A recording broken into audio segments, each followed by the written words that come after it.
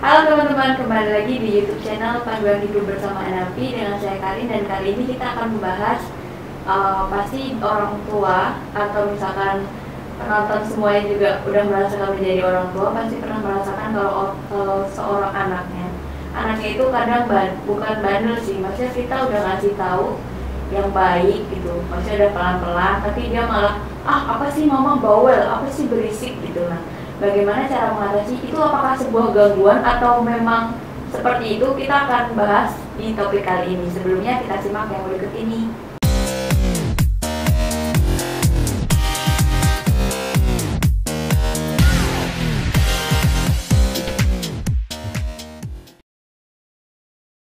Sebelum Anda lanjut nonton video ini, silakan Anda subscribe, like, dan share kepada teman-teman Anda sehingga channel ini bisa bertumbuh. Ya, halo Coach. Hai. Ya, Coach, kali ini ada pertanyaan. Kalau misalkan sebagai orang tua ya, itu udah ngasih tahu anaknya itu pelan-pelan gitu loh, Coach. Ini anaknya Umur rentang 10 sampai 17 tahun. 10 sampai 17. Jauh amat bro. Karena kayaknya pasti beda sih itu caranya. Iya, karena pasti kan kalau umur segitu kan ada yang udah terdoktrin sama dunia luar gitu kan, Coach. Sebelum nggak? Oh, doktrin aja ya. Nggak mungkin dari nonton YouTube. Gitu. Nah, itu apakah gangguan itu emang gangguan dari mental seorang anak atau emang gara-gara emang udah gitu gitu, Coach? Nah, contoh gangguannya seperti Dan misalkan udah dikasih tahu nih, Dek mandi jam 5 gitu kan. Dia jam 5 diem, jam setengah 6 udah disuruh mandi, dia diem. Nah, habis itu disuruh lagi, dia bilang, mama bawel suruh mandi mulu. Terus kadang malah lebih nyolot gitu loh, Coach. Padahal dia mamanya ngasih taunya pelan-pelan gitu. Kan kadang juga jarang seorang mama kan pelan-pelan kan, itu jarang ya, Coach. Padahal biasanya langsung kamu gak mandi gini. Nah, itu udah pelan-pelan. Apakah cara mamanya yang salah atau memang anaknya? Sebelumnya saya kasih nomor. Ini asumsi 10-14 aja ya. 10-14 karena 15-17 beda lagi nih ceritanya. Iya. 10-14. Yang pertama adalah sebenarnya anak sebenarnya bukan karena YouTube, bukan karena TV, bukan karena pergaulan, tapi memang anak-anak dari zaman saya masih remaja pun atau masih kecil pun kalau disuruh mandi juga susah. Itu sudah seakan-akan semua anak-anak tuh terdoktrin model gitu. Nah, biasanya yang terjadi adalah karena orang tuanya langsung memberikan perintah untuk melakukan, tapi dia tidak ada persetujuan. Jadi misal, Dek, mandi ya, jam 5, itu nggak jawab. Nah, kalau dia nggak jawab, berarti programnya masuk apa enggak? Nggak masuk, walaupun kelihatan didengar. Dek, nanti mandi ya jam 5. Nah, itu belum masuk. Karena masuk, kalau masuk biasanya makanya di dalam kita sadar, kalau kayak contoh, misalkan kalau kalian pernah nonton film, bukan nonton film, kayak hipnosis, orang hipnosis, jebret gitu, tidur, pada itu ketiga, sebentar lagi ada, pada saat membuka mata, ada lupa nama Anda, misalkan kayak gitu ya, 1, 2, 3, tidur, pada itu kan ketiga, pada saat nanti Anda membuka mata Anda akan melupakan nama Anda. 1, 2, dan 3, Anda lupa nama Anda. Jika Anda paham, anggukan kepala Anda. Kalau nggak dianggukan, kemungkinan namanya nggak hilang. Jadi mesti dikonfirm dulu. Jika Anda setuju, anggukan kepala Anda. Oke, 1, 2, 3, buka mata. Nama Anda, sekarang nama siapa namanya? Nah, itu bisa hilang. Tapi kalau seandainya tidak diprogram di awal atau tidak ada penganggukan kepala, kemungkinan keberhasilannya 50-50. Sampai sini oke? Dapat? Yeah. Berarti harus ada persetujuan dengan pikiran bawah sadar.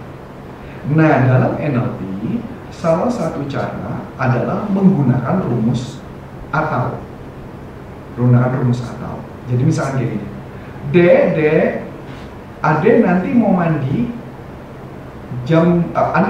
nanti jam 5 atau jam 6. Contoh, Ade mau mandi sekarang atau mandi pas selesai film. Atau nanti anaknya akan ngomong, abis film, itu sudah persetujuan. Oke ya Dek, nanti abis film ya, itu udah program. Gitu ya, jadi pakai rumus itu. Jadi kalau dengan rumus itu, baru dia akan mandi. Satu. Yang kedua, kebanyakan seorang anak sekarang itu bukan seorang anak, sebenarnya dulu sih, Cuman bedanya kalau dulu, kalau kita ngomong sama orang tua, kita balas, orang tua akan marah. Kalau sekarang enggak. Jadi anak-anak sekarang itu modelnya mesti diberikan alasan. Kenapa saya harus mandi jam 6? Kenapa? Kan bisa mandi jam 7? Kan bisa mandi jam 9? Nggak mandi juga nggak apa-apa tuh. Nah, bisa nggak orang tua memberikan alasan yang masuk akal?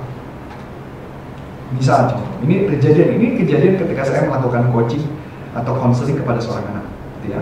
Jadi ada seorang anak ayah yang bermasalah, wah anak itu kacau kenapa? Karena dia pakai antingnya banyak, pakai anting di kiri banyak, di kanan banyak, pakai di lidah, pakai di pusar, cewek, tato sendiri lagi, dan banyak banget, dan problemnya banyak, dan dia sudah melakukan percobaan bunuh diri berkali-kali, dan barulah kesayangan gitu ya, karena ditangani oleh beberapa orang aplikasi.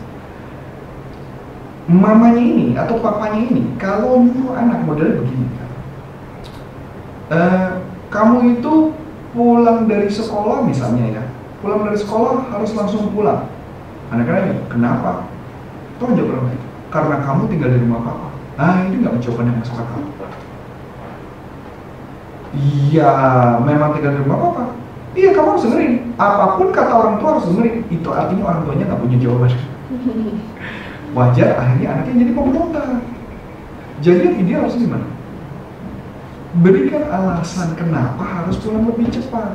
Misalnya, karena takut kamu capek. Nanti kalau kamu capek, kesehatanmu terganggu. Nanti anaknya tanya lagi, kan aku sehat. Nah, pusing kan orang tua. Mesti kasih jawaban lagi. Karena itu yang saya lakukan kepada anak saya, dan istri saya juga melakukan yang sama kepada anak kami, dan akhirnya cenderung dia mau dengar. Contoh, yang paling susah di anak saya dulu adalah gosok gigi. Itu susah ya. Nah, yang saya lakukan adalah saya memberikan konsekuensi yang bakal terjadi pada hidupnya dia. Bukan karena saya bapaknya, lo harus dengerin gua, enggak gitu. Jadi konsekuensi apa yang bakal terjadi kalau dia tidak gosok gigi. Dan awal-awalnya juga sulit.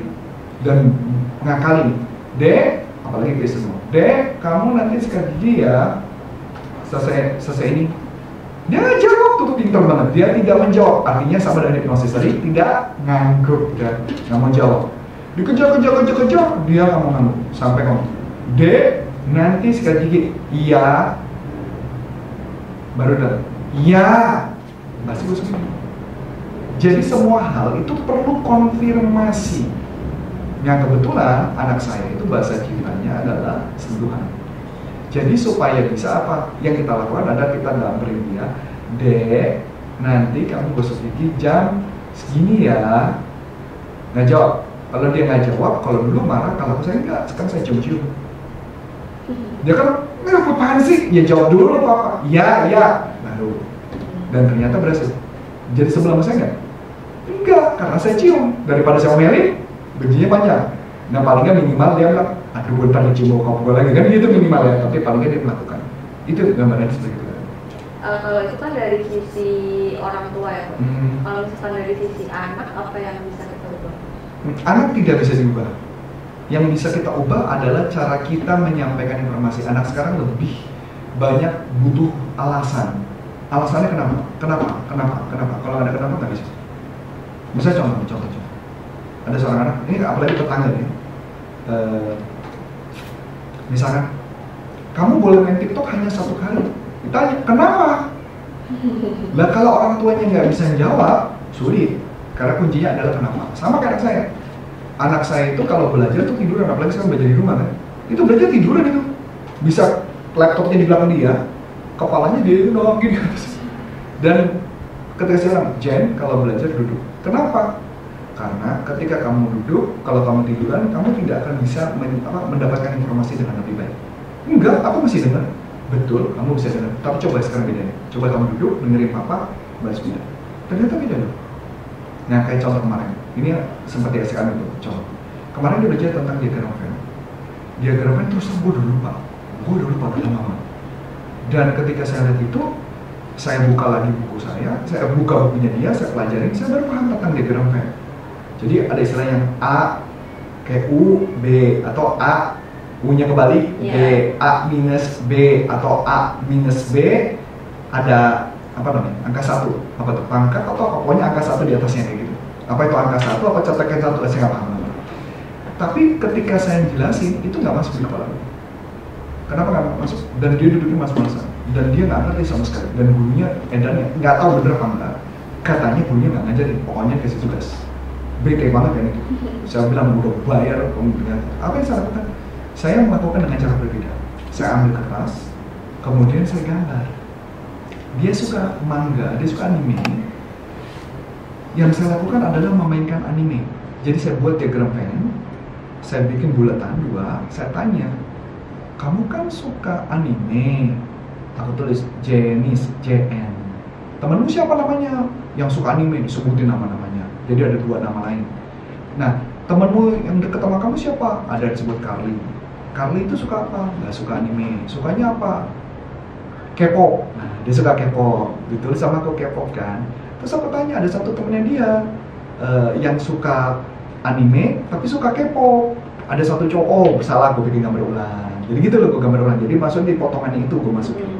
Nah setelah aku masukin, aku tanya, ada lagi nggak teman kamu yang tidak suka anime, tidak suka K-pop, tapi suka yang ada, namanya siapa? Disebutin satu nama, tapi sukanya apa? Aku lupa, saya lupa suka apa. Saya tulis di bawahnya.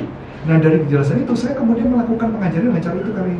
Jadi saya bilang, kalau A, U, B itu artinya ini sama ini jadi satu. Sebutin namanya siapa aja, disebutin namanya.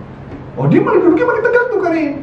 Nah kemudian saya tanya, kalau pama A garis minus B berarti yang ini aja, yang A-nya saja, yang anime dijawab. Dan dia ngerti langsung. Nah kenapa saya bilang? Saya hanya mengajarkan berdasarkan kesukaan dia. Kalau saya paksa mengenai masukinnya adalah angka, itu kepalanya nggak masuk. Karena ngajarin kan biasanya bulatan, dan tulisnya apa? Angka 1, 2, 3, 4, 5, 6, kan gitu ya? Iya. Itu yang membuat orang bingung. Jangan angka. Nah, jadi saya coba jelasin tujuannya ini apa? Tujuannya adalah supaya kamu bisa tahu teman-temanmu tuh sukanya, hobinya apa, dibagi berdasarkan klasifikasi. Iya ya, masuk akal. Berarti Pak Romi siapa? Kenapa saya harus belajar ini? Kalau nggak ada jawaban nggak bisa. Gitu kan? Ya, berarti untuk orang tua di luar sana kuncinya adalah dirinya sendiri untuk memahami anaknya, Coach. Dan mengetahui kenapa dia harus melakukan itu. Oke, Coach, menurut aku sih kali ini cukup, Coach, untuk pembahasan khususnya untuk orang tua untuk memahami anaknya lagi. Jadi misalkan untuk orang tua yang masih bingung apakah ada problem-problem ke anak, nah itu bisa dituliskan di kolom komentar ya, dan jangan lupa like, komen, dan subscribe. Dengan saya Karin dan saya Coach Anthony Sarif dari NLP Leadership Indonesia dan pelatihan motivasi.id. Sampai jumpa, bye bye.